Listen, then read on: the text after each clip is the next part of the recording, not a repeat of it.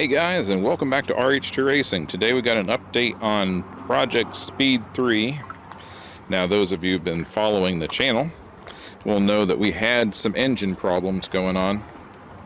And it turns out that we had some burnt valves, which I'll put a picture right here to show you what it looked like. It was really bad. So got over 10 valves replaced, new seats put in, all sorts of fun stuff. Had a local shop, JSP, Jones Street Performance, actually do the work for me because out here in the parking lot it's kind of hard to take the head off and everything. But he did a good job, get everything going.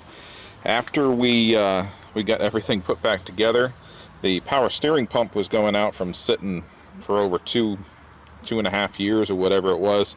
So I ended up having to replace the power steering pump. Now after we replaced the power steering pump, we noticed the pulley on the water pump was making a lot of noise. The bearing was going on in that.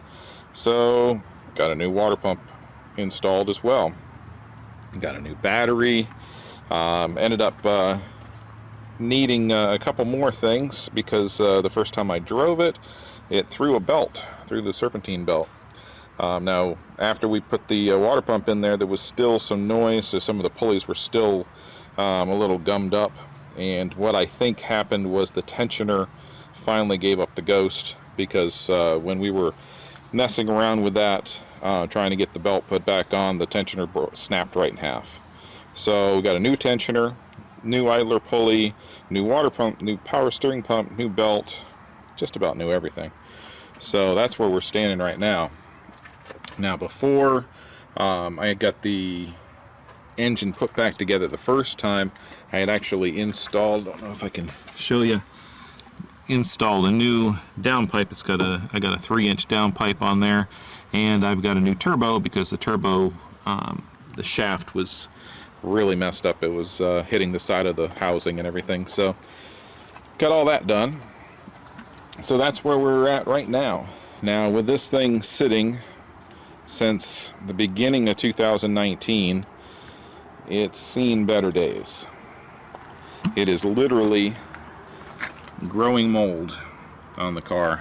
So what we're going to do is, over the next few episodes that we have, we're going to do a complete detail, top to bottom, engine bay, everything, you name it, it's going to be done. Going to take care of these nasty headlights, everything. I mean, we've got like mold growing on the car. The interior of the car looks like people were sleeping in it, because I've got all my tools and parts and you name it. I've got all sorts of stuff just strewn everywhere. So it is a filthy, cruddy mess. Not the way this thing's supposed to be. So what we're going to do is we're going to try to do a good detail on it, top to bottom. I've got to wire up my subs in the back.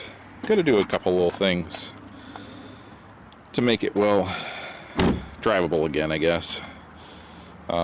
It drives. Now, with it being sitting like it was, there was a lot of oil in the tailpipe and in the engine from those bad valves that I'm still trying to blow out of there. From it sitting for 2 years, the brakes were completely 100% shot. This one took us something like 5 hours to get the caliper apart off the disc, just to be able to move it into the shop. It was completely 100% rusted and seized. Definitely not good. So we got all new rotors and pads, and they work really good. So that's where we stand right now.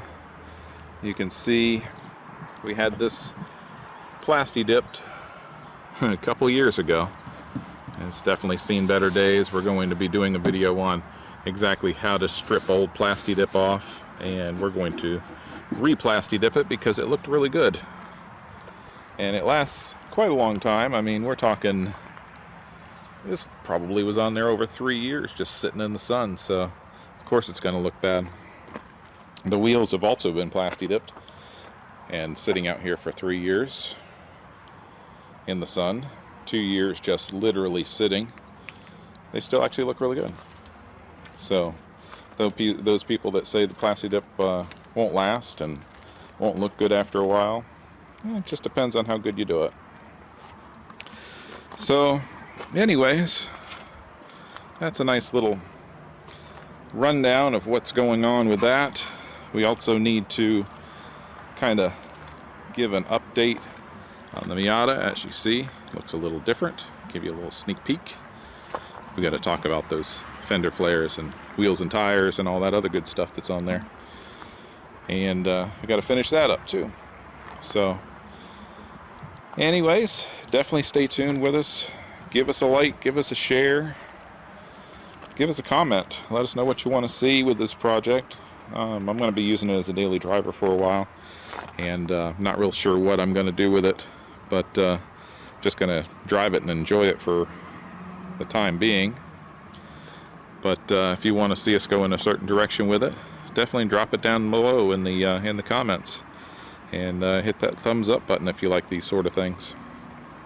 But until then, we'll catch you later.